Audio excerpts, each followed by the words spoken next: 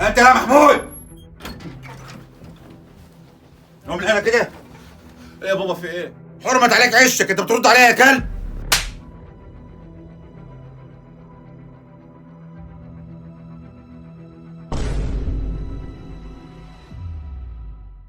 ايوه يا حبيب قلبي، اعمل ايه؟ صارتنا تبقى فين بقى النهارده؟ بابا خلاص يا ابو رشاد، اجي لكم النهارده. انا هقفل انا بقى عشان اللي على عايزاني. عايز ايه يالا؟ انا بابا كنت عايز منك فلوس عشان اجيب الكتاب اللي انا كنت قايل لك عليه. مش انا قلت لك مره مفيش فلوس؟ بس انا بابا كنت محتاج الكتاب ده ضروري عشان احنا داخلين على الامتحانات وعايز اذاكر فيه. ما تذاكر مع اي حد من صحابك. اذاكر مع اي حد من صحابي ازاي يا بابا؟ يعني هروح معاهم بيوتهم عشان اذاكر معاهم؟ طب ما تذاكر في المدرسه. يا بابا ما انت عارف ان تالتة ثانوي ما فيهاش حضور، احنا بناخد دروس وبنيجي نذاكر في البيت. انت ما بتشتغلش ليه وتجيب نفسك اللي انت عايزه؟ اشتغل ازاي يا بابا وانا في تالتة ثانوي؟ ايه يعني تالتة ثانوي؟ ما تشتغل وانا ملزم اصرف عليك على طول. ما انا يا بابا بشتغل في الاجازه، انما في المدرسه ما بعرفش اشتغل عشان اعرف اذاكر، عشان عايز اخش كليه كويسه. وانت تعمل ايه بالكليه؟ ما تنزل تشوف لك شغلانه تشتغلها. ما انت عارف يا بابا ان انا من زمان نفسي اخش كليه هندسه، وكل لما اجي اطلب منك حاجه تقول لي نفس الكلام. هندسه امشي انا اطلع بره. ايه يا احمد، انا سامع ابوك بيزعلك، في حاجه ولا ايه؟ بقول لابوك عايز كتاب مش راضي، وبقول لي تاني روح اشتغل. طب ما تزعلش وهبقى اجيب لك انا الكتاب، خش انت ذاكر. حاضر. في ايه يا بابا؟ مزعل احمد ليه؟ بقول لك عايز كتاب وانت مش راضي تجيبه له ليه؟ هجيب له، ما يروح يشتغل ويجيب لنفسه.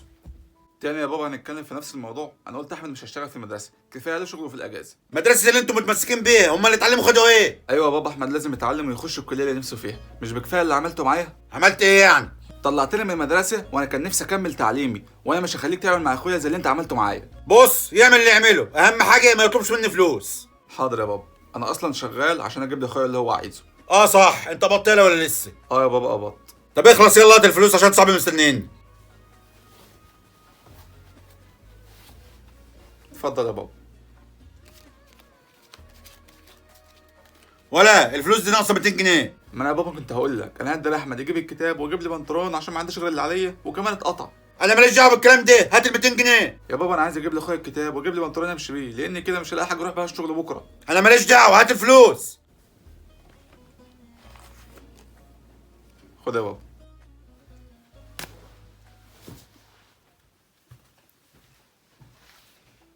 خد يا عم ولا تزعل نفسك، هات الكتاب اللي انت عايزه، ولو عاوزت اي حاجه تانية هاتها. انت جبت الفلوس دي منين يا محمود؟ انا سامع ابوك واخد منك كل الفلوس بالعافيه. ده فلوس شغلانه كده عملتها في السريع النهارده، ما قلتش لابوك عليها. انا خايف يا محمود لابوك يعمل لك مشكله لو عرف انك بتطلع شغل من وراه وما بتديلوش فلوسه. يعني هو هيعرف منين يا احمد؟ سيبها على الله بس، امسك. ونعم بالله. والله القعده دي كانت ناقصه الرجاله. والله انا كلمتهم ومفيش اي حد فيهم فاضي النهارده. خلاص يا عم، متعوضه المره الجايه، واحنا كل يوم مع بعض اهو. والله يا ابو محمود انا كنت عاوز اطلب منك طلب كده. تحت امرك يا ابو رشاد، اطلب اللي انت عايزه. والله يا ابو محمود انا كنت عاوز منك 500 جنيه سلف كده. عينيا يا حبيبي، حاضر.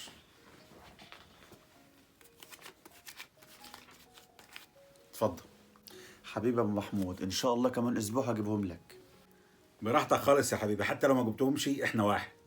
والله يا ابو محمود الواحد محروق منك. يا عم مش عايزك تتحرج خالص، ده حتى محمود لسه قابض ومديني فلوس النهارده. ربنا يبارك لك فيه، ده حتى الحاج علي كان لسه بيشكر فيه النهارده. الحاج علي هو عرف محمود ابن ازاي؟ كان عنده شغلانه بسيطه كده ومحمود راح عملها له. محمود، انت يا محمود، انت يالا. ايه يا بابا في ايه؟ اخوك فين يا ابني؟ نايم يا بابا. نايم ليه؟ جه من الشغل تعبان ودخل نام، وعنده شغل بكره بدري. تعبان؟ قوم من هنا كده. ايه يا بابا في ايه؟ انت يالا بتاخد شغل من ورايا وبتاخد فلوس لنفسك؟ يا بابا ده اول شغلانه، وانا خدت فلوسها عشان اجيب لاحمد اللي هو عايزه. اللي هو عايزه؟ هات الفلوس اللي معاك. يا بابا بالله عليك سيبها لي عشان اجيب لاحمد اللي هو عايزه واجيب لنفسي اللي انا عايزه. هات يالا الفلوس دي.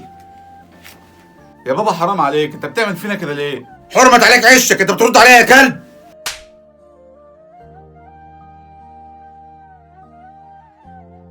امشي غور. حرمت عليك عشك، انت بترد عليا يا كلب؟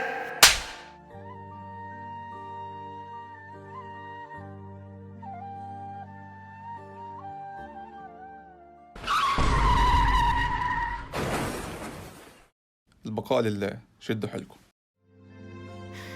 انت بتعيط؟ بتعيط بعد ايه؟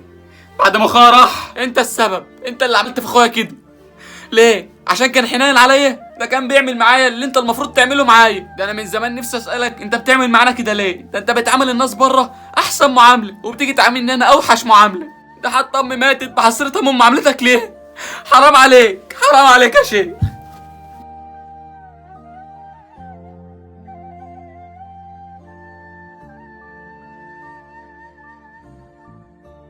خد يا عم ولا تزعل نفسك، هات الكتاب اللي انت عايزه ولو عاوزت اي حاجه تانية هاتها.